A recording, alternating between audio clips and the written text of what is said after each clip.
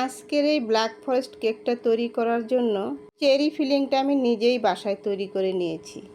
প্রথমে কেকের উপর ক্রিম দিয়ে তার উপর চেরি ফিলিংটা দিয়ে দিতে হবে এবং আবারও একটা লেয়ার দিয়ে তার উপরে একটু বেশি করে চকলেট সিরাপটা দিয়ে দিতে হবে এবং আবারও উপরে ভালো করে ক্রিম দিয়ে চেরি ফিলিংটা আবারও দিয়ে দিতে হবে।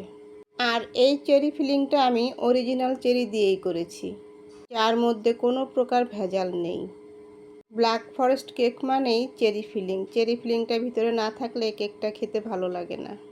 একটা একটা করে সবগুলি লেয়ার আমি এভাবেই দিব। প্রথমে কেকের লেয়ার, তারপর ক্রিম, তারপর চেরি ফিলিং এবং চকলেট সিরাপ। সবশেষে পুরো কেকটাকে আমি ক্রিম দিয়ে বেশ ভালো করে ফিনিশিং দিয়ে নিব। কেকের ফিনিশিংটা দেখতে যত বেশি সুন্দর হবে, কেকটা খেতে ঠিক ততটাই মজা হবে।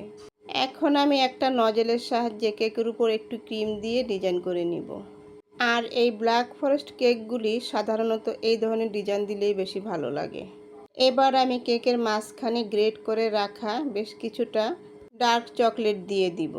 এতে করে কেকটা খেতে অনেক বেশি ইয়াম্মি হবে। এবং কেকের চতুর্পাশে আমি আরও বেশ কিছুটা ডার্ক চকলেট দিয়ে দিব। যদিও এই কাজটা করতে আমার একটু কষ্ট হচ্ছিল, বারবারই মনে হচ্ছিল চকলেটগুলি দিতে গিয়ে ক্রিম চলে আসবে। যাই হোক, আলহামদুলিল্লাহ কিচ্ছু হয়নি। এই তো এরপর আমি একটা একটা করে চেরি ফলগুলি উপরে দিয়ে দিব। আর এই ব্ল্যাক ফরেস্ট কেকের আসল বৈশিষ্ট্যই হচ্ছে চেরি ফল।